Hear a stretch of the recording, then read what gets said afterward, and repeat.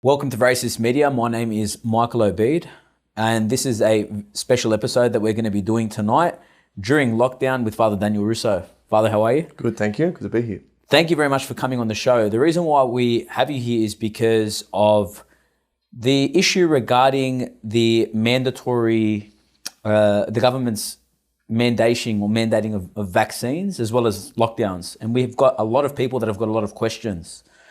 And what I did was I sent out a short survey to people a couple of days ago. Okay, I don't know when this is going to get aired, just to get their questions regarding their thoughts about vaccines. Yep. Okay, and about the lockdowns in general. And I'm actually going to stay true to the audience and to their questions. And we're going to be going through this talk, and I'm going to be asking the questions as I got them. Yep. And what I've done with the specific questions themselves is that I've kind of ordered them into kind of themes. Is there anything that you want to say as a preempt before we get started? Look, first of all, I've never been as nervous as I am for this talk as I've been for any other one, which is quite telling. Because I'm not typically a nervous person, and it just speaks to the climate that we're in at the moment. And the kind of culture of fear that's out there and around. We can also bring up a little bit that spirit of censorship, whether in act or in, at least in the ethos at the moment, at least in the ether at the moment. And I think it's very important that we're both taking a risk by being here. Yep.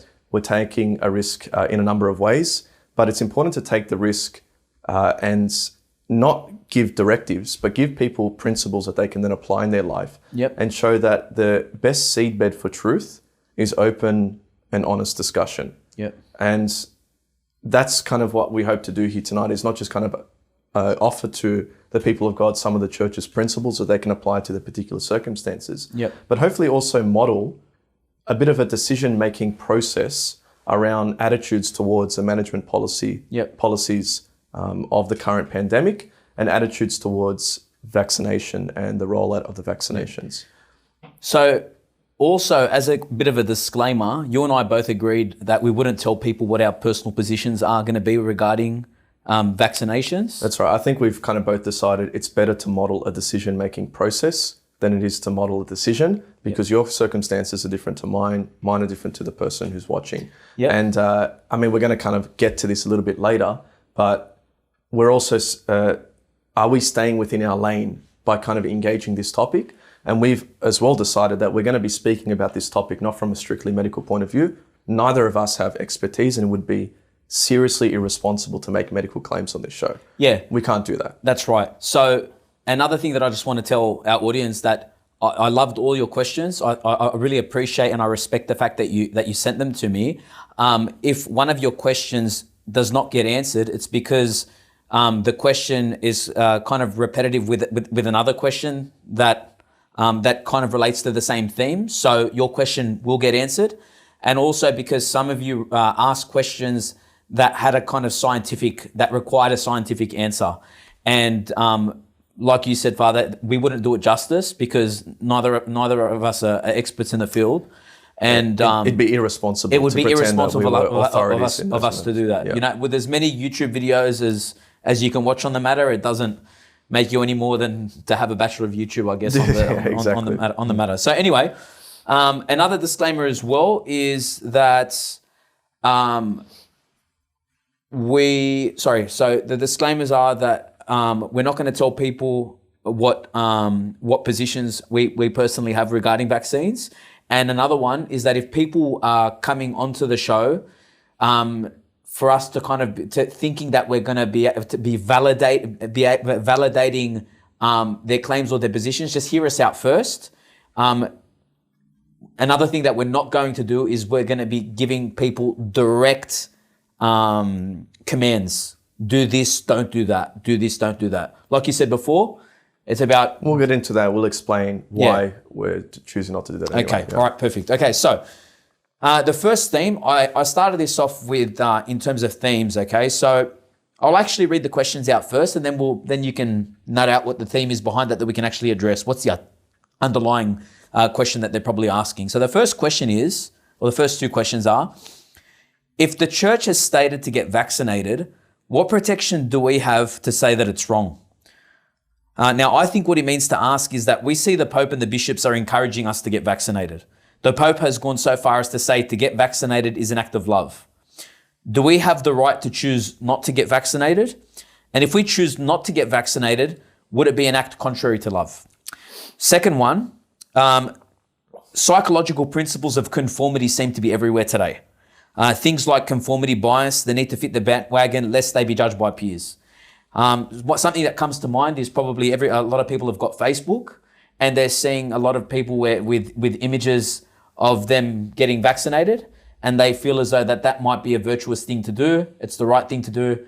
And so they kind of feel as though they need to jump on the bandwagon and do that. And the theme that I took from that is, so are there good reasons for not taking the vaccines? Are we bad Catholics for choosing not to take the vaccine? So I'll leave that with you. All right, good. So the church, first of all, the claim there in the question, the church has stated that we need to get vaccinated. We need to firstly applaud the Catholic instinct that when the church says something, we need to take it seriously, and most often we need to do it. But let's kind of make a few distinctions. I'm sorry if it's going to get a little bit theological, but it's important because distinctions are important to arrive at the truth. Yep. First of all, the church is the bride of Christ, and Christ has given the church the authority to interpret scripture and to teach in his name. Therefore, if we're interested in following God, we need to take seriously what the church says. But what can the church speak about in an authoritative manner that obliges the faithful to follow it? So there's a few things. Namely, it's teachings, either in a dogmatic fashion or a definitive fashion. Don't worry about those words, but teachings on faith or morals. So what we believe about God and how we're meant to live our life. Notice when the church teaches on faith and morals, things that we need to believe and follow, the church most often will just provide general principles of morality that the Catholic then applies to their life. Having said that, there are some instances where some actions are called intrinsically evil acts, meaning irrespective of your situation, your personal circumstances, your time and place, this kind of action is always wrong. Mm-hmm. And we need to respect that. However, the vast majority of human action is played out in the field of particular circumstances where we can't actually give a directive that applies in my situation that would also apply in your situation. So instead, again, the church gives principles that Christ gave, and then the Spirit of the law, speaking within us, our conscience, and the virtue of prudence, apply those general principles to my circumstance and give me the directive that I'm meant to follow. Okay, so two things that I can think of when it comes to intrinsically evil acts that the church can declare are wrong when it comes to morality would be, for example, abortion and contraception.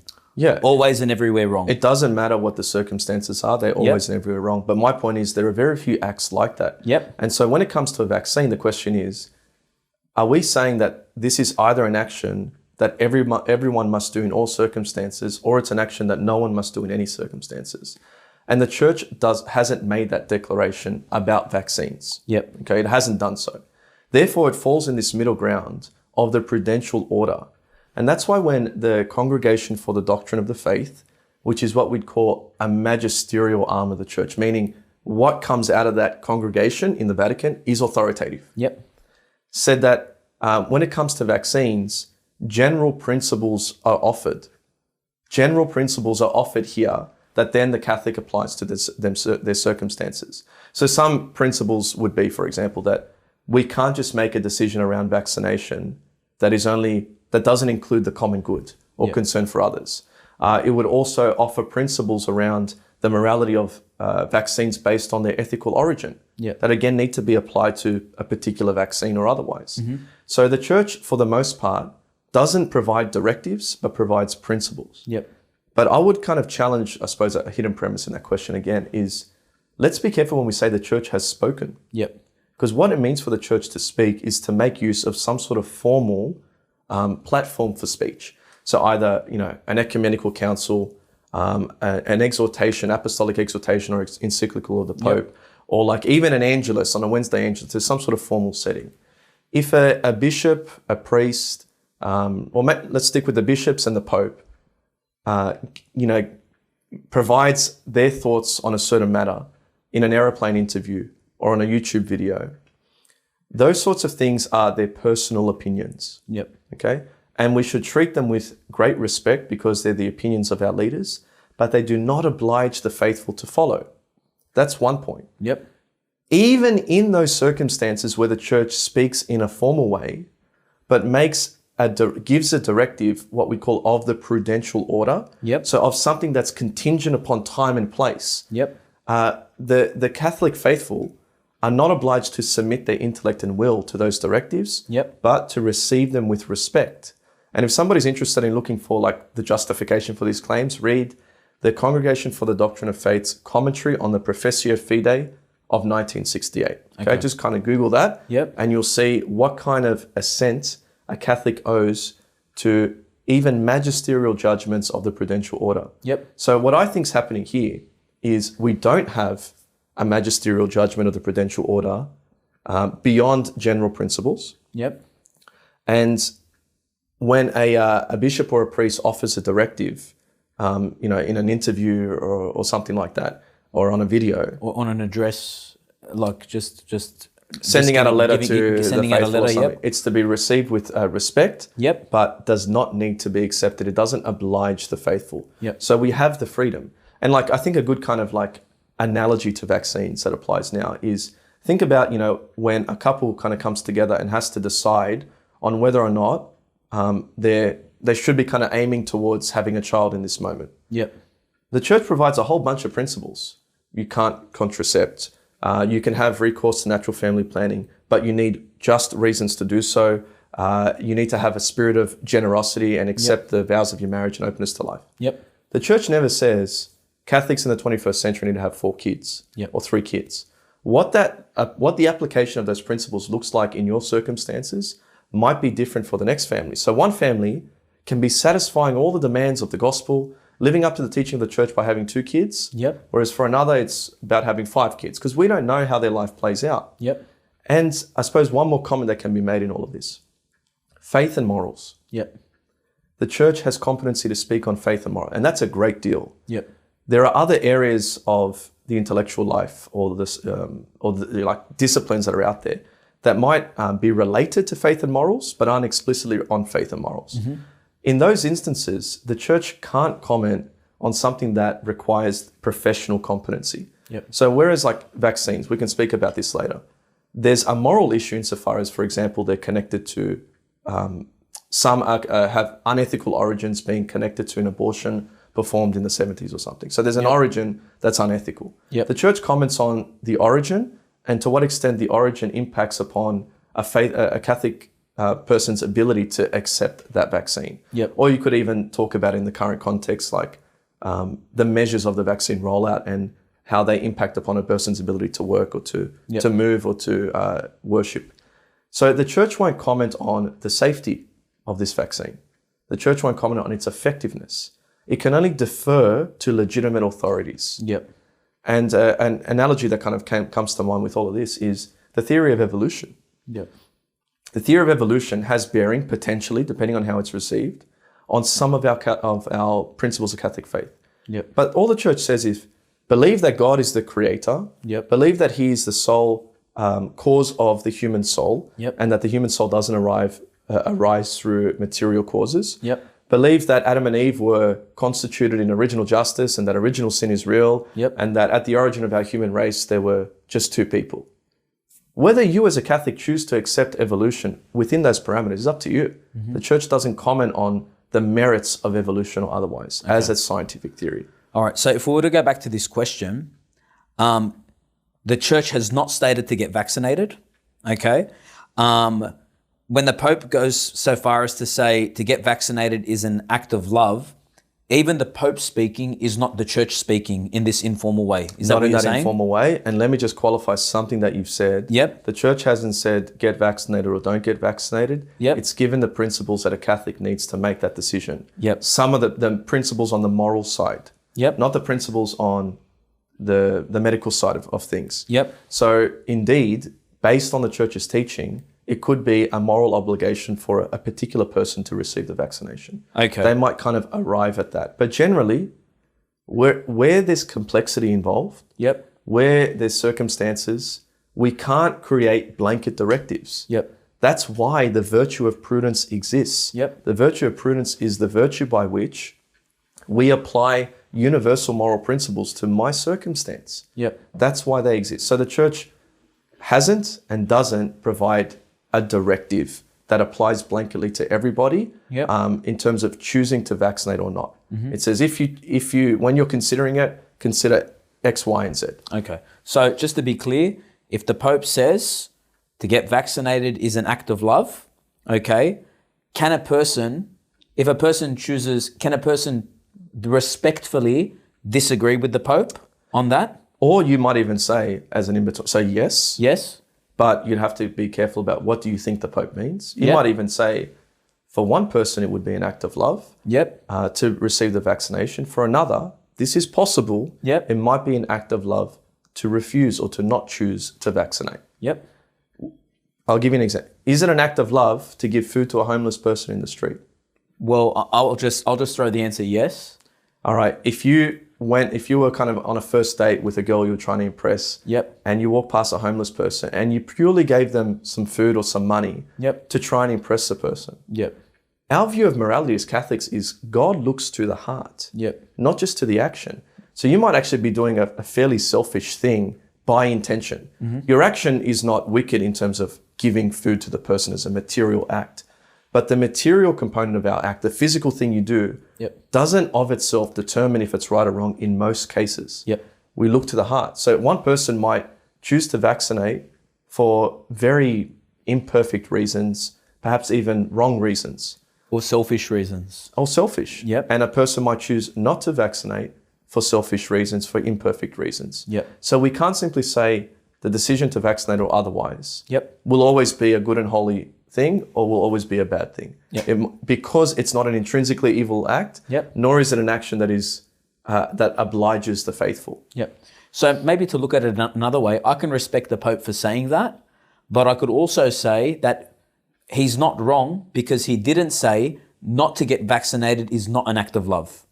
We can even look at it from that point of view. You can look at it from that, If I want to kind of give him the benefit of the doubt. benefit of the doubt. And I think we should have that attitude. Yep. He's our Pope. We love him. Yep. And what I'm terrified about in this context Yep. is that let us not let perhaps our disappointment in church leadership become a reason to hate our leaders. That's right. Let us love them and always approach statements they make, even if they're in this kind of like realm of opinion, and that's what it is, Yep. with a sense of filial devotion and trying to kind of draw out what is the good that's being said here. Awesome. And Okay. let's be open that we don't have a right all the time either. Okay, no problem. Okay, that sounds very good. All right, now let's move on to censorship. All right, so the first, I'll read out the questions again. How the media has not spoken once about the mental health effects that lockdown is having on individuals. Suicide rates have increased dramatically and media hasn't said one thing about it. What's your opinion on mainstream media and government censorship of anything that is contrary to the lockdown or vaccinations? One problem I've seen is the amount of information on the internet. How does one dissect what is good advice and what is bad?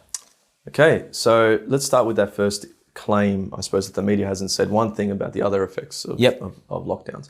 I don't know if that's true or not. Yep. But what we can say is in reporting on lockdowns and on the management of the pandemic, what we would hope from our journalists and from our government is an holistic approach to the issue. Therefore, we don't provide a single metric of success or failure to a quite complicated issue. So let's not say, okay, the sole metric of success in managing this pandemic is case numbers, or the sole metric of failure is like a low vaccine rate in the population. We need to make sure that how we're approaching the management of the issue accounts for a whole host of goods for an individual persons and for society.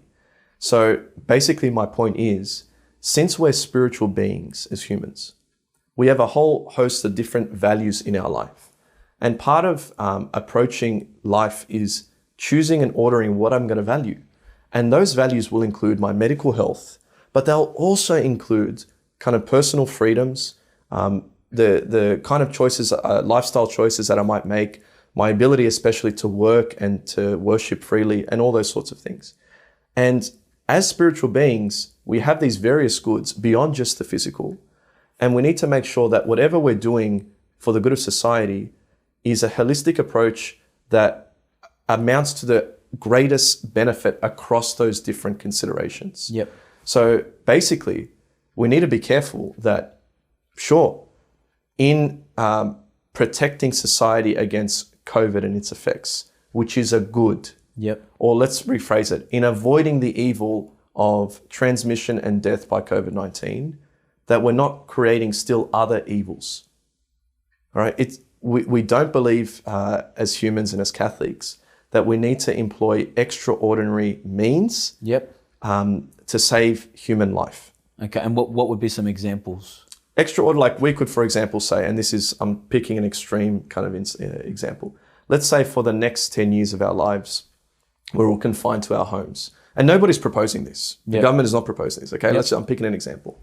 So you weren't allowed to leave the house. You couldn't work except from home. Food would be delivered to your door. So that kind of life would be below what is owed to human beings on account of their dignity. So even if that meant that would save an enormous amount of lives, not just from COVID, but from car accidents, because no one would be driving. It could be from a whole host of other things, that there'd be no more kind of like, robberies on the street or murders, and Yep. there'd be no transmission of other diseases, whatever, because everybody's staying there. You're saving lives, but the extraordinary means that you're implying are disproportionate Yep.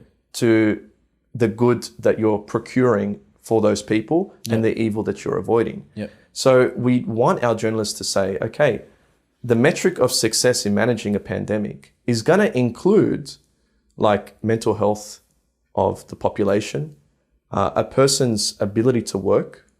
And look, I'm the first to say these goods that are commensurate with or that go along with human dignity can be temporarily suspended. Yep. If it can be proven that there's a greater good to be achieved, and if the evil of those suppressions or those restrictions are proportionate to the good that's going to be achieved. So in other words, you support the idea that if a government has the common good in mind, then they have the right to enforce lockdowns if it's proportionate and if there's a good end that they're going to achieve out of it. If the common good includes more than just our medical health. Okay. And includes those other goods that are proper to the spiritual nature of human beings. Yep.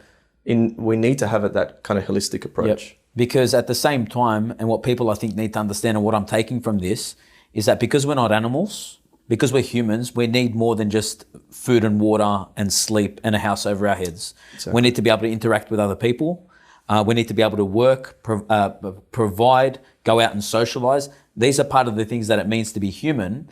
So although we could save a lot of lives by keeping us locked at home in cages, for example, that would be disproportionate and that would go against our dignity as human beings. So some things that go along with human dignity ordinarily might be suspended temporarily for a proportionate reason. Yep. Okay, like, I mean, again, this is not the same issue, but it's a kind of analogous. So there's some overlap. That, just say, for example, I don't know, just say somebody knows that they've contracted a deadly virus. Yep. Is it reasonable to say that person needs to isolate for 14 days? Like, consider what the risks would be of being out in the community, transmitting that virus freely. Yep. Just say you were made easily aware of it. Mm-hmm. Once you were aware, 14 days of your life, you couldn't leave home. Yep. That, most people would agree, would be a proportionate response, okay? Yep. So all we're saying is we hope that our journalists and government have the principle of proportion in mind. Yep. And also that they have the common good in mind, and a common good that is more than just our medical health. Yep. But it's an holistic approach to it. What about another question that I see coming from that regarding our right as human beings to the truth? Yes, certainly. We have a right to the truth, and we have a right to expect transparency, and we have a right to expect more than that the facts are presented clearly. Yep. So we can't have kind of a selective presentation of facts. Yep. We need to have the facts presented clearly. We deserve that. Yep. So in a democratic society, I mean, this is by kind of its own description, there's a two-way process. Yep. Like, we call our leaders servants, public servants. They're our servants. We've elected them. So they need to have our good in mind. And part of the way they're having our good in mind is by kind of toing and froing between us, and let's have an open dialogue. Yep. And a point, I mean, the theme of this question, or these two questions, 3 questions rather, Yep. is what is the best environment for truth to emerge in? Historically, just historically, the best environment for truth to emerge in is not an environment of censorship. Yep. So apart from particular allegations of censorship, Yep. it's obvious that if we are interested in the truth, we need to allow free and open discussion. Yep. We need to allow, and that's why we mentioned at the beginning of the show, we're trying to model that. Yep. Like, all right, I'm going to take a risk.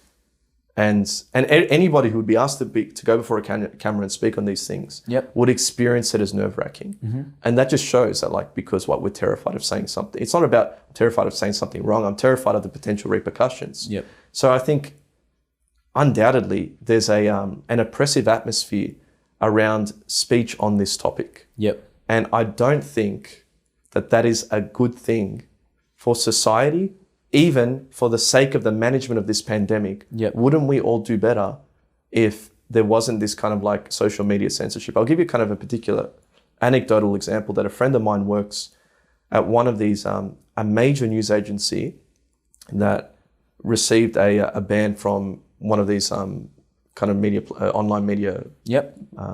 platforms. Anyway, and they were having a conversation with another social media giant, on which they have some of their content, because they received a warning for misinformation. And they asked the representative of this social media giant, where have we provided the particular misinformation? Yep. And an answer wasn't given. Okay. It was just that, well, as long as you're referring to public health, the kind of standard public health advice. But the point is, even if we needed to defer to the kind of authority of public health advice, the question would still arise, which public health advice? Yep. Is it because there's differing public health advice between different legitimate authorities? Like the chief health officer in Queensland would have different opinions and like they'd be scientifically based opinions. Yep. To the chief health officer of New South Wales. Mm-hmm. So in the sciences where things can be traced back to the empirical method, there's a spirit of open discussion. Yep. That even though you can have a scientific basis for a claim, Yep. that doesn't mean that the claim is beyond contestation. Yep. Somebody can come back to you and say, well, I challenge, I challenge the method in that study that you're citing. Yep. I challenge the way the data is being presented, whatever. Yep. We allow for open discussion. Yep. And while that discussion does properly belong with scientists, Yep. It's unsafe, I think, to exclude those people to whom this advice and these like scientific conclusions are impacting. Yep. And to say, you guys aren't allowed to talk about this at all. Yep. So if we're interested in actually coming out of this pandemic well, I would hope that we'd have a greater spirit of free speech around these issues. Absolutely. And what kind of advice would you give to the person who is trying to dissect between all the information to be able to try to arrive at the truth, because there's such an abundance of information that's out there? This is where, I suppose, a couple of claims. One, be honest about your own capacities. Yeah. Can you read medical journals? Medical journals. Yep. Can you interpret statistics and data? Yep. Do you know anything about the medical industry? And for many of us, and I'll probably put my hand up, Yep. we have no choice but to rely on Trust. authority. Yeah. And like I was giving this talk to my students in class, that we can't get through life except by operating with human faith in many instances. Yep. And human faith is assenting to a proposition. Yep. Based on the authoritative witness, based on an authoritative witness. So I've declared you to be an authoritative witness. So I would say, look for authoritative witnesses. Yep. Look for somebody that you do your due diligence to kind of scrutinize their credentials. Yep. And is this the kind of person I can trust? Yep. Because in terms of critiquing the actual claims, let's just all be honest that it's difficult. It's hard. It's difficult. So I would say, take reasonable measures to discern who is a trustworthy authority. Yep.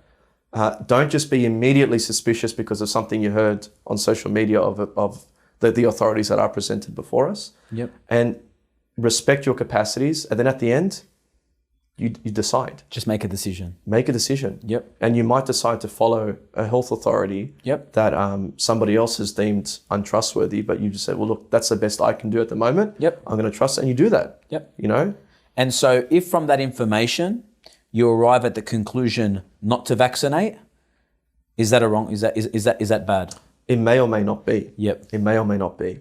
So what's at stake here in deciding to vaccinate or otherwise? Yep. And again, if we're going to view the human person as a person with a whole host of goods beyond the medical, we need to include goods beyond the medical in our decision to vaccinate or otherwise. Yep. So included in that decision-making process would need to be a consideration of the medical data. Okay. The safety, the efficacy of the vaccine, and the policies of the government at the time.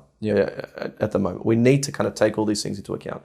But we would also need to take into account other things. Like a clear issue that we haven't spoken about is the ethical concerns that were expressed by like the Archbishop of Sydney when the vaccines were first announced. Yep. Well, what are the origins of some of the cell lines that are used in either the manufacturing process or the research phase of the production of some of these vaccines? Yep. And there is a connection to abortion, you know, elective abortion to produce cell lines that are then used in this process. Yeah. Now, a Catholic can, and we can talk about this if you want, but I'm just going to gloss over it, state the principle.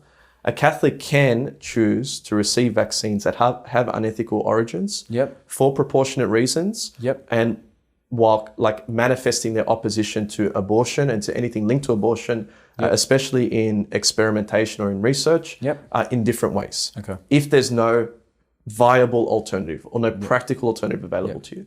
However, a Catholic may decide that, no, I've considered everything, and because of this connection to abortion, however remote, and even though it's in principle justifiable that I take it, my conscience reproaches me if I were to take it. So they might conscientiously object to taking it. Mm-hmm. So a person who conscientiously objects, and just say they've sat down and they've thought about everything. Not just the abortion issue, but the medical issues, the common good argument. What does vaccination mean for me and my family and broader society? What are the socio-political implications of vaccination as well? If they take all that into account and decide not to vaccinate, they may, and following their conscience, not only can they do that, they would be doing a good thing. Having said that, a similar person might do their same kind of research and make the opposite decision, and they would be doing a good thing too. So we can't, again, it's an option not to vaccinate. You would need to have a good reason. But if you have a good reason, and that's the suggestion of your conscience, you are allowed to follow it. You'd be doing a good thing to follow it, and you can go to bed at night in peace. Okay. Now, we glossed over the link to abortion, but we'll probably get into that afterwards. Let's move on to the next one. So can the governments... Okay, so here are the questions. Or maybe just read the theme and we'll hear the questions one-on-one. Here's the theme. Okay, so can the government and or the church coerce us into taking vaccines? And we've probably touched on it before. So here are some of the questions. Wouldn't a vaccination mandate set a dangerous precedent for the future? Is it a violation of basic human rights? Although the church argues that vaccination can never be forced, where is the line where encouragement becomes practically coercion? Does an overwhelming amount of one-sided information influence the freedom of lay people to make truly free choices? Is it ever legitimate for a government authority to enforce mandatory vaccinations? If the common good argument rests on trusted scientific expertise, could a moral position really ever be put into effect, since the outcomes, side effects, and other factors are so complicated and innumerable? Is it within the jurisdiction of the bishop to mandate a position on the vaccine of both clergy and laity? Would we ever get to a point where we are forced to take the vaccine? Also, it seems that those who have been vaccinated are given first priority in Australia in terms of going back to work, travelling outside of Australia. How can we go about our normal lives and not feel like outcasts? Okay. We can look. We're gonna have to come back to some of these things. That's right. But why don't we just kind of offer some general comments, and then we can go through and see how they've been answered. Okay. So first of all, is it within the authority of a state to coerce? So what does it mean to coerce? First of all, I think like coercing, sometimes we think about it, well, you're physically forced into something. Yep. That would include coercion, something that goes against your will in that direct and violent manner. But it's broader than that. So I think wherever you would be punished with the removal of a basic human right to which you're ordinarily entitled without just cause, that could kind of qualify as coercion. So for example, like, would it be coercion if I said, okay, unless you, I'm going to pick a stupid example. I'm really horrible with thinking up examples. Yep. Unless you wear a tie out in public, then you're not allowed to leave the house. Yep. Now, there's no proportion between wearing a tie and leaving the house. So leaving the house is a basic human right, freedom of movement. There's no reason to restrict that. However, if you had committed a crime and part of your punishment is jail time, your movements are restricted by being in jail. Yep. But that's proportionate in principle to your crime. So you can, in some sense, forfeit your right to that human right through your actions, okay? A government may also say that there's a greater good to be achieved, even if you haven't done something wrong, but there's a greater good to be achieved by kind of coercing this and sacrificing certain human rights. So in principle, I think a government can coerce with a vaccine. Yep. In certain circumstances. Yep. In principle, the church has said, as a rule, vaccines cannot be mandated. But when I say coercion, I mean there might be restrictions applied to vaccination or non-vaccination. So we've had vaccine mandates out for a while that might say, okay, if you want to travel to this country, like to travel to Central America, I think you need a yellow fever vaccine.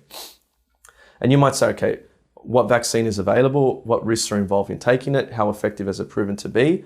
What is yellow fever and what does it do to you? I think when they were building the Panama Canal, 5,000 people died from yellow fever. And that was the impetus for the development of the vaccine, interestingly. And then you would say, okay, what are the implications of potentially getting yellow fever from that country and spreading it elsewhere, you know? Could you restrict movement into a country based on something like that? I think in principle, yes. Yep. If there is just cause and if there's a proportion between the good to be achieved through the mandate compared to the restrictions implied by not receiving the vaccine. Well, let's move that into a practical example now with construction workers and needing to get vaccinated in order to go back to work. Again, a proportionate reason would need to be demonstrated. You would need to have, I suppose, good evidence for the safety and efficacy of the vaccine. Yep. And you would need to have a good reason a provable reason to say vaccinating these people is for the greater good. Yep. And it would need to be demonstrable. Yep. We shouldn't do that flippantly. Yep. Because in the end, the reason why is it that, like, the rule is generally that vaccines can't be mandated is because human sovereignty is a real thing. Yep. And like, it's not ordinarily the purpose of the state to make decisions on behalf of an individual. Yep. And we just need to be careful, as I said, that in order to avoid one evil, we don't do a greater violence to the human person or to society, healing with one hand and hurting with the other. Yep. So I'm not going to speak on the specific justification of a policy, but they're the principles that are in mind. So yes, in principle, I think there could be instances where it's justifiable to have restrictions around vaccines. Yep. But they would need to be justifiable. Okay. And if they're not justifiable? Then it is immoral. Okay. It is immoral to put a mandate without justifiable reasons. Okay. So if the state imposes restrictions on people that are disproportionate, and the reasons that they're giving are not demonstrable, and the evidence is conflicting as to their efficacy, then it becomes unjust. Okay. Yeah, absolutely. Right. That's a safe thing to say. Okay. Can a person draw that conclusion from this situation? A person might. Yep. A person might want to draw that conclusion. Yep. If they do their due diligence and they ask the question, they might want to draw that conclusion. Okay. A person might have, and this is where, like, we'll give a kind of an example. Yep. America's going to war with Germany. Yep. Right? And does it kind of bring in conscription? Now, the evils of, what the atrocities being committed in Europe, kind of make an argument that going to war would be justified.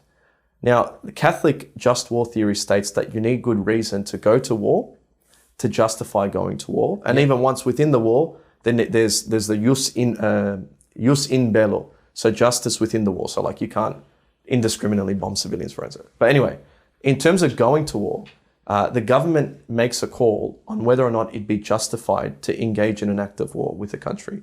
And like some of the reasons that they would consider include, is there a reasonable chance of success? Have all diplomatic non-violent options been exhausted? Would the evil prevented by going to war be greater than the evil of going to war? The government is the authority to make those decisions, but ordinarily, we're interested in protecting a Catholic's or any person's ability to conscientiously object, to say, look, I've done my due diligence, and even though I have a basic trust in the government, I don't think this is a justified war. I don't think there's proportion. I don't think there's diplomatic options have been exhausted. Whatever. I object in conscience. There's even that provision for people who object for like they're pacifists or they're against violence or something like that. That's a bit of a different issue. But if you don't think that the conditions that would justify that extraordinary measure of conscripting people to war, then you may conscientiously object. So this is kind of analogous to that. It is not the same thing, but it's analogous insofar as these are extraordinary means or measures that are being taken by the government. They're extraordinary. Lockdowns are extraordinary. They are not normal, nor should they be a new normal. They are extraordinary. Pushing a vaccine and this rollout is an extraordinary means. There needs to be a just reason to have recourse to these extraordinary measures. And again, we should begin with the basic presumption that there are, but some people might think that there are not. And if those people have acted responsibly in their decision-making process, I think they deserve provision and they need to be respected. And this is a question that I have just thought about now. Is it possible for the state to be so disproportionate in their measures and apply such disproportionate measures upon its citizens? There is just such clear evidence that there is no efficacy and that they are definitely violating people's dignity by doing what they're doing, that the church or that the bishop can take a position and say to the state, you've gone too far. The church is in the world, and so it should be also speaking to the state and has an obligation to try and direct the state towards the good of its citizens. So the church often speaks to the state. It speaks to the state when it's pushing or peddling a law that is immoral. It has a whole host of suggestions in regards to the treatment of refugees and whatnot. And again, let's not say the church necessarily, but an individual bishop might make the prudential judgment to speak to the state with a particular suggestion or encouragement, or even they can't direct technically, but we demand as Catholics that you would do something like this. So they can speak to them in that manner, absolutely. But then on the other end, if we are applying certain principles, a person can say, look, I'm the type of person that I believe that the state is always acting within my best interests. These measures seem to be proportionate within the context of the time that we're living in. So therefore, they are justified in a way. I think, and this is going to be probably the most controversial thing I say tonight, we should begin with a kind of basic attitude of trust. We should begin with a basic attitude of trust towards our leaders. But if there's good reason to question it, then there's good reason to question it. So let's just be careful that we don't we're not buying into some weird new form of Catholic anarchism. Like we are interested in serving each other through obedience to the state. Awesome. Now, what about, is it within the jurisdiction of the bishop to mandate a position on the vaccine, on the clergy and the laity? A bishop is within his rights to offer make a prudential judgment on whether he thinks priests or laity should take the vaccine. Whether it would be prudent to do that or not is another question because of the complexities around the issue. However, a bishop may say, I defer to the authority of those like legitimate authorities. Yep. So the bishop can offer an encouragement. Yep. But I don't think, and again, we saw about like what kind of level of authority would that be, how seriously should it be taken and whatnot, and the respect it should be showed. Yep. I don't think it can ever go beyond an encouragement to a mandate because that's outside of the scope of what a bishop should be doing. Mm-hmm. Okay. Ordinarily, because of what a vaccine is. Okay. All right. So let's move on to the church's judgment on the morality of vaccines. So how can the church in their right conscience justify vaccinations that are either research produced or manufactured on or with an aborted fetus? What makes it so different if it was researched 5 years ago or 50 years ago? Saying yes to this type of research, wouldn't it open up the door to further aborted-led research? Is the CDF's document that judges the morality of vaccines that use aborted fetal cells infallible? Do we have to follow it? Since Vatican II, we can't trust what these modern-day popes say. Okay, so that question is on the church's judgment on the morality of vaccines. Okay, so first of all, what do you say to morality of vaccines? That's what do we mean by that? Yep. In general, vaccines are good things. Yep. Any kind of prophylactic or therapeutic treatment that's for the betterment of mankind and furthers our health, prevents us from getting seriously ill, is a good thing. So we would applaud and laud research towards, it'd be an act of charity to be developing it. However, the question around these vaccines is that I think at least all the available ones in Australia, but most of the available ones in the world, have some sort of connection to an aborted fetus or to two aborted fetuses, I believe. Yep. Based on the data that's available to me. Yep. Some made use of cell lines or a cell line derived from an aborted fetus in their manufacturing process. Yep. Other in their research, and others in the verification of the vaccine phase. What the church has spoken about authoritatively, so we believe that we owe as Catholics submission of intellect and will. So we need to believe it, and we need to try and submit our minds to it, is that kind of connection to a vaccine is what we would ordinarily describe as remote and material. So what does that mean? One, if it can be shown that the use of, like, the connection to abortion is connection to an abortion stuck in the past that is no longer in act contributing to further abortions, even though the Catholic is opposed to all manner of abortion, even for research and experimentation, they can, with proportionate reasons, benefit from the vaccines that have made use of an abortion in the past. All right. The church has spoken about that in an authoritative manner because the Congregation for the Doctrine of Faith is a magisterial arm of the church. So you need to take and accept that as a Catholic, okay? What does it mean to remotely and materially cooperate in something? Remotely means your connection as someone receiving the vaccine to the abortion or abortions that took place in the 70s is so far removed that you can't be genuinely held responsible for it. Material means that you don't share in the intention of those who chose to abort. So you have a different intention. And just kind of like a couple of examples that because our world is fallen, because sin is basically omnipresent, unfortunately, it's impossible to function as a citizen without at least remotely and materially participating in evils. So, if you bank with a particular bank, and you're a customer, just say you're a teller at a bank. And that bank has a human resource department or a PR section where they advocate for like gender fluidity, and they kind of get involved in public policies that are like of nefarious character. So they might have like jumped on the bandwagon of a same-sex marriage campaign or something like that. You're working in the bank as a teller isn't contributing to the kind of evil parts of what your company is otherwise contributing to. If you banked with them, in some respect, you're contributing to a company that has part of its kind of operations muddled up with like evil things. But you're not responsible for that.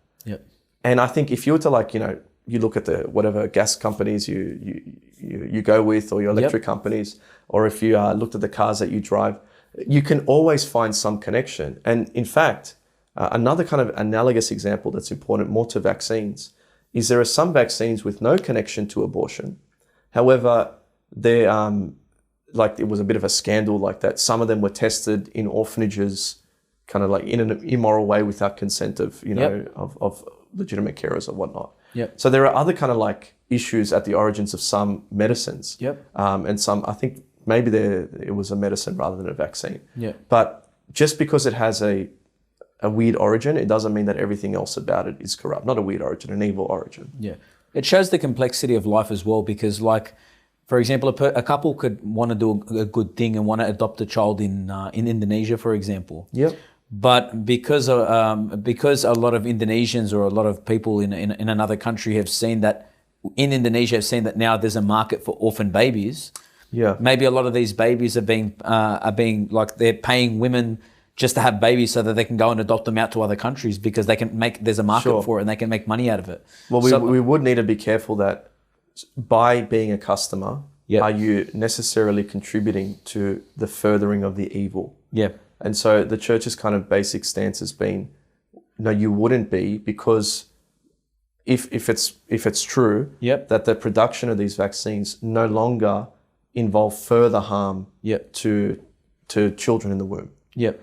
Certainly there's issues with, there's a culture of just tolerance and we can fight that culture of tolerance of abortion in different ways. Yep. But to fight that culture doesn't mean that I can't benefit from a company that has, manufactured its vaccine with unethical origins. Yeah, probably benefit.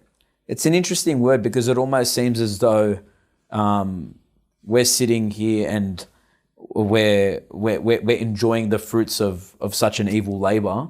Well, the whole labor is not evil. Yeah. But there's a part of the labor that was evil. That's right. Sorry, continue. But it would be a noble thing for us to definitely fight against an industry which promotes that kind of research and those origins. And the church does specifically say, it does tell us to kind of like look for alternatives if we can. And I think that's what Bishop Fisher, when he raised that ethical dilemma with the vaccines that we've kind of got on the market at the moment, he said these vaccines, they pose an ethical dilemma to us at the moment. So he asked the government to seek out vaccines that wouldn't pose an ethical dilemma for Catholics. Yeah, that's right. And that's a beautiful thing, and we should be doing that. So we should be looking for alternatives. And if an alternative was available, you'd be bound to take it. If a safe, effective, like all things being equal, alternative was available that had no connection to abortion, you would be bound to take it. But in Australia at the moment, at least at the time of this recording, the vaccines that are available all have some sort of connection. Okay.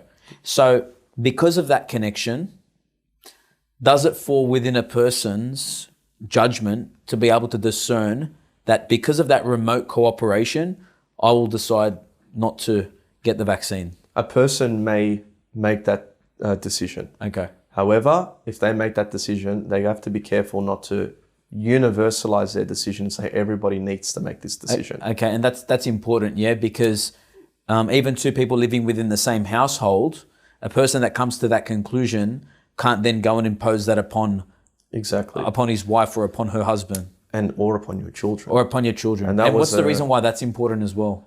Well, because a conscientious objection needs to proceed from one's own conscience. Yep. So you can't conscientiously object on behalf of another person. Yep. And that's kind of our whole thing, right? Like, as the state shouldn't impose upon the freedoms of individuals or reject or set aside or ignore their conscience, neither should you act on behalf of somebody else's conscience. So there was a cool article from the 90s from the what was the origin of it? The one you sent me? It's the Bioethics Institute, or I think it was the Center for Bioethics. The Center for Bioethics, Bioethics, yes. But it was basically saying that a parent might make that decision, but their children, especially when most of these vaccines, even with these unethical origins, are administered in the pre-reason phase of life, pre-rational phase. Yep. You can't make that decision on behalf of your child that because of its connection to abortion, I won't vaccinate my child. Yep. Because that child, will need to kind of like, when it grows up, it can make its own decision about vaccines that they might choose to receive. Yep. But if there are benefits, you can't refuse your child a vaccine on conscientious grounds, on those kinds of grounds. Sorry. Okay. So you might say, I'm not going to vaccinate for other medical reasons or Yep. whatnot, and that's a parent's right. Yep. But not on those grounds. Perfect. Okay. Now, the closing of churches, prudential judgment of bishops. Okay, so a big thing for me is the sudden paradigm shift that the church now seems to be focusing more on things of the world rather than lifting our hearts to God. Is it possible for churches and the sacraments to be restricted only to the vaccinated?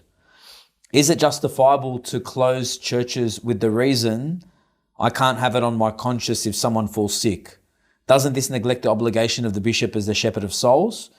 Why have the church leaders been so quick to endorse, support and promote the vaccine? Should they not focus on the spiritual welfare of their flock rather than endorse an agenda that has no spiritual benefit? So those are the questions. Okay, well, maybe starting with the last one. Yeah. The agenda might have a spiritual benefit. Yep. Because remember, like, question around vaccination, for example, compliance to management policies, do speak to morality and our obligations to our neighbor and to ourselves. Yep. Like, we do have an obligation of self-care and an obligation to neighbor. So there is a moral component to all of this stuff. Yep. Going back to what we said at the beginning, whatever we do, we need to do it with a consideration of the spiritual goods of the human person. So the government couldn't, for example, say, well, look, we're going to prioritize opening up only kind of businesses that have a significant economic benefit, provide a significant economic benefit to the country. Yep. But churches, they'll be the last because they provide basically no economic benefit. Yep. So your metric of what's valuable is materialist. It's just money. It can't be that. It needs to be, we have citizens. These citizens have souls. These citizens need to worship God. Yep. And the church is a place where most of them do that. And freedom to worship is a basic human right. And so we need to, as quickly as possible and reasonable, return people to church. So we would want our government leaders to be making decisions based on, again, a holistic view of the human person. And we'd want, God willing, as well, our bishops to be advocating for that in whatever manner they see the best. Yep. What I find a bit unfair about sometimes some of these comments is, let's not pretend our bishops like having churches closed. Yep. Like, for goodness sake, can we defend them too? Like, they are I know for a fact, at least of some, that are working furiously behind closed doors, at least. Yep. To make sure that the rights of Catholics and Christians and all faithful are able to be restored and are respected, and so that we're not treated unfairly. Yep. And you might remember even from the first lockdowns that there were movements by the church to say there's an unfair treatment here and religious people are not being prioritized. Yep. And that was a good thing, and it actually led to some sort of opening up and greater freedoms granted to Christians. Having said all that, in the end, it's possible, again, to temporarily limit freedom of worship through the church. Yep. Through like physical attendance at church, temporarily and with just and proportionate cause. A person might not believe that there are just reasons for doing that. Yep. A person might not believe that. What would happen if you kind of freedom of worship was only allowed to the vaccinated? Again, this is a matter of opinion. I think that would be probably like unjust. Yep. Because if it was going to be a semi-permanent measure, I think it would be unjust to say unvaccinated people, for example, couldn't go to church. I think that would be unjust. Would that show a conflict between the church teaching and the church acting in a way? Because from what we've spoken about tonight, the magisterium, or an arm of the magisterium, has spoken about how vaccines or vaccination should be left to the individual's freedom. Yeah? While providing principles to guide that free choice. That's right. Yeah. Okay. But then what seems to be taking place though is kind of like a form of coercion. Like, no, actually, we don't respect the freedom of your freedoms and your reasons for choosing not to vaccinate. If you want to come and worship God, you have to get vaccinated. So that's the reason why when I was thinking about this question, I thought to myself that in principle, the church couldn't do that. The church couldn't. The church couldn't. Yeah, that the church couldn't opened its doors only to the vaccinated. Am I wrong? My personal opinion would be, that would probably be unjust. Yep. But again, you need to consider the specific circumstances. If it was like I said, if it was a permanent kind of measure, I think that would be unjust. Yep. But it's not fair to kind of like engage hypotheticals about what might happen. Yep. We stick to the principles. One thing that I think we need to keep in mind, keep in the background of these sorts of questions is, what are our goals? What have we set up as our targets as a society in regards to management of this pandemic? Yep. And in the end, whatever our particular kind of like metric of success might be, it can't be one that seeks to eliminate all risk. Because living in a fallen world, risks are inevitable.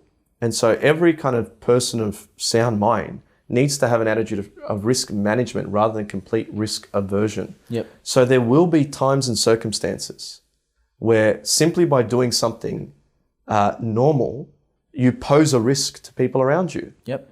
They're inevitable. So we can manage those risks with proportionate measures, but we can't say, well, so long as there's a risk of, for example, transmitting a virus, then you can't do anything. We can't say that. We need to kind of get to a position where this is now a tolerable risk, or this is a risk we choose to engage. Like, I heard a politician say the other day, for example, that, he kind of like put out a whole host of numbers of causes of death, even relating to car accidents, right? Like, that's a pretty safe example. We've decided as a society, in Australia at least, all over the world, that getting into a 1.5 ton vehicle and moving around on our streets at 110 kilometers an hour is such a good that it's worth the risks implied by that very act. So by giving people, regulating it, certainly you need a license, you can't have like a certain alcohol limit, there needs to be kind of a safety standard met by the car and whatnot, and the quality of our roads. People need to get licenses in order to be able to learn how to drive. Nevertheless, people die on the roads. Yep. And not from things that are their own fault, all right? Yep. We choose to allow cars on the roads and allow the kind of idea of driving, knowing that it carries with it those risks. Yep. That doesn't mean that we like deaths related to death car toll. accidents. Doesn't mean that we can't do many things to manage that risk. Yep. But we've decided that no, we could get the number of 1,000 deaths a year down to zero by banning transportation, at least vehicular transportation on the roads. But we've decided not to. We've decided to manage it. Yep. And this is where another principle in Catholic moral theology is seriously relevant. Yep. When you intend something that is in of itself good, a good action, even if you foresee that it might have a bad consequence, as long as the bad consequence is not greater than the good that you're pursuing, you're allowed to do the good and not be responsible for the evil. Yep. So like, it's called like the principle of double effect. Yep. Like, I choose a good, I foresee a bad consequence, but the good that I'm pursuing is proportionate to the bad consequence. So a woman who is pregnant but has cancer and she wants to get chemotherapy, and a consequence might be that the baby might die as a result of the chemo, she is not negligible spiritually for the death of the child if the baby dies. It's a horrific example, but it's a good one for the purposes that of what you're choosing is radiotherapy or whatever treatment for your cancer. Yep. You're choosing a good. Yep. You know you're pregnant and you foresee that it might have this bad consequence on your child. But because there's a proportion between of saving your life and risking a child's life, a mother may choose to do that in good conscience. Okay. There needs to be a proportion. There's other kind of conditions around double effect reasoning. Yep. But I think the same kind of principle applies here. There could be a stage where we say we're opening up, we're going out into society. People will continue to die from COVID. Yep. But we've decided that even though we foresee that, the good that we're pursuing is proportionate to the evil that might be caused. Yep. We're not killing people. You're not killing people. That's not our intention. It's neither your intention nor your responsibility. Yep. Again, where that proportion applies. Yeah. So it all comes down to that. Again, it comes back to proportion. That's right. Proportion. So then what would you say for me then? What would you say to the person that notices that there's this paradigm shift, that the church or that people in the church are focusing more on worldly things rather than, well, he says, lifting our hearts to God?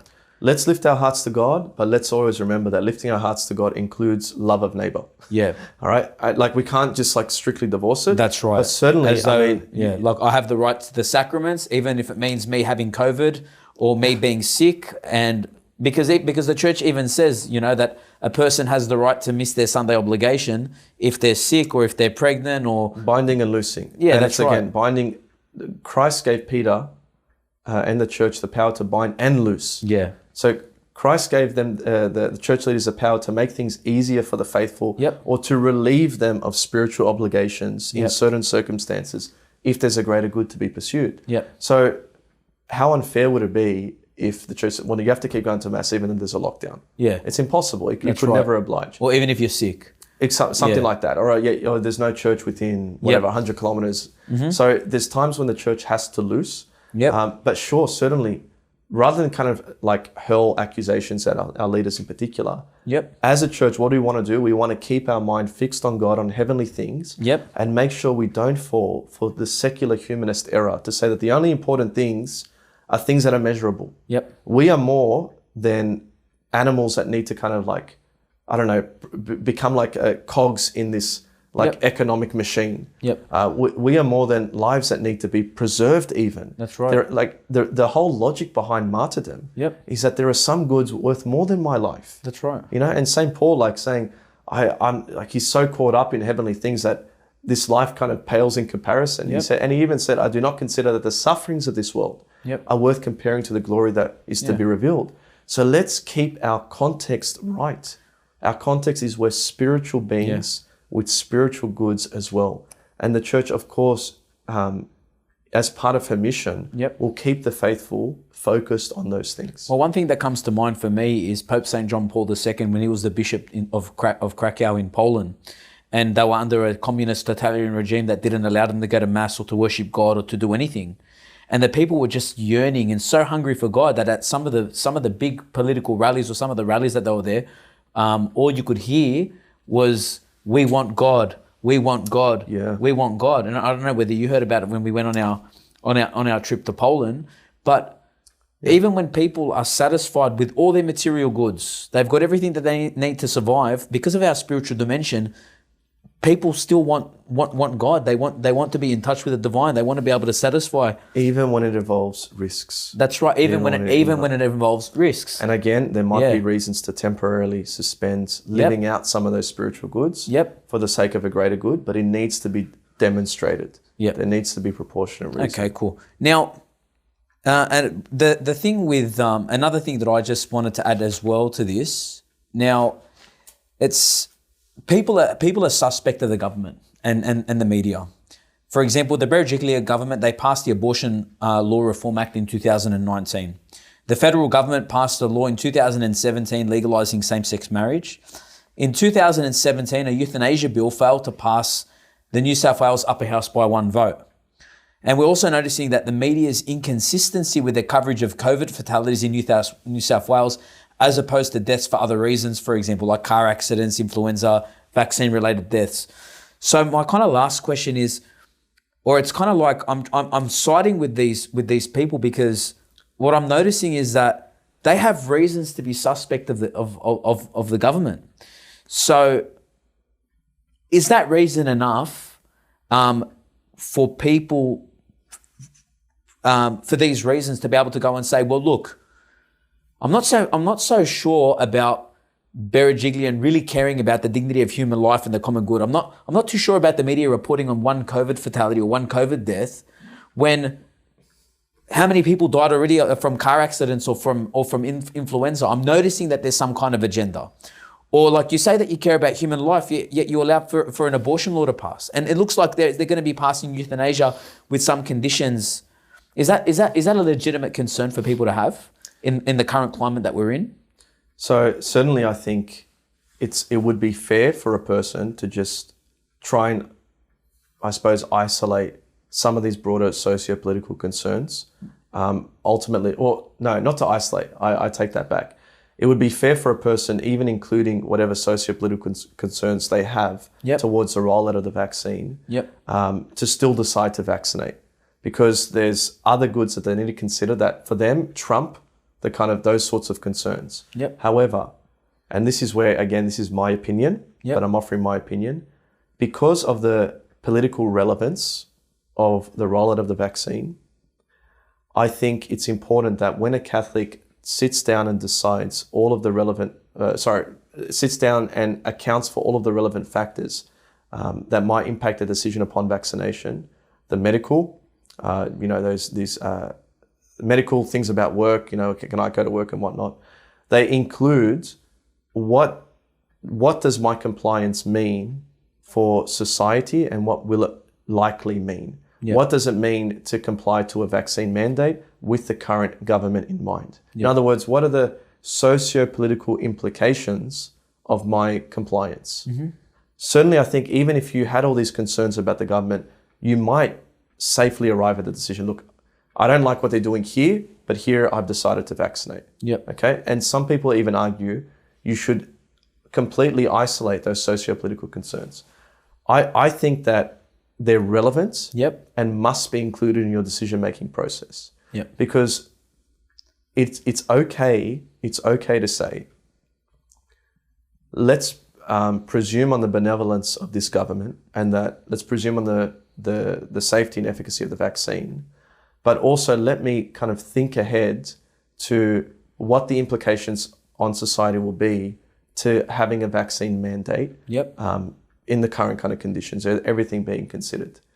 And we need to consider the kinds of powers we legitimize the government having through our compliance. Yep. Okay?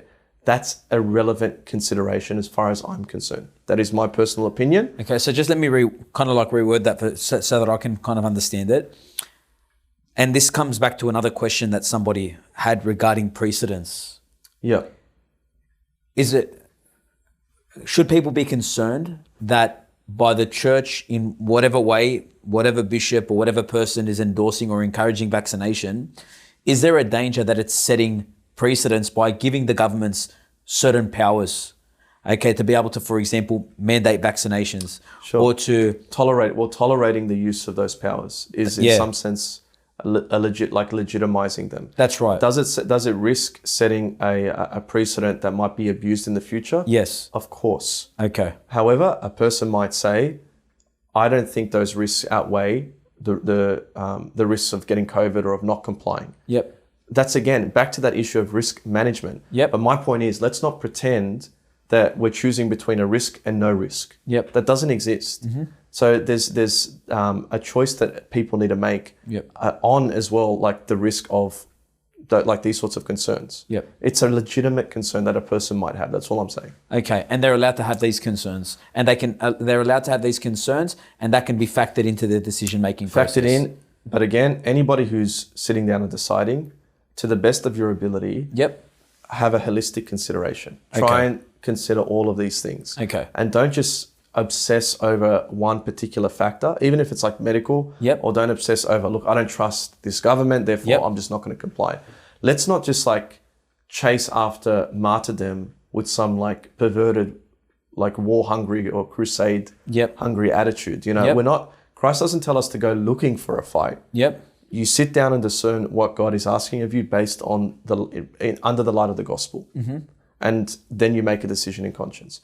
But be careful that even if you make a decision, you're not being motivated by kind of, imperfect motivations. Try your best not to. There's a beautiful line in T.S. Eliot's play Murder at the Cathedral, Yep. where St. Thomas Becket says, the last temptation is indeed the greatest treason, to do the right thing for the wrong reason. Okay.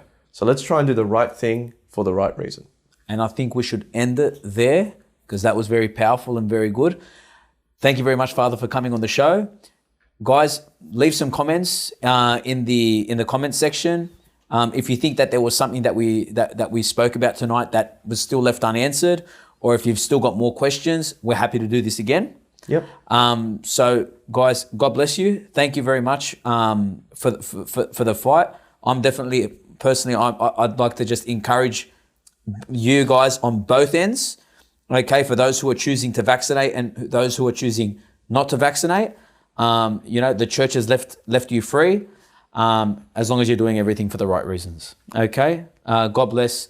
Take care, and we'll see you again next time. And there are some probably people that are listening that are probably wounded at the moment. Everything we've spoken about tonight, Yep. none of that happens outside of prayer time. We'll be able to start a conversation about, the hope that exists. The fact that people have just not been catechized. At its most fundamental level, the way to love somebody authentically and most chastely is to love them most deeply. We believe that God desires every single person to be saved. It doesn't matter who it is. But Christ is the true priest. He's the head. The church is his mystical body.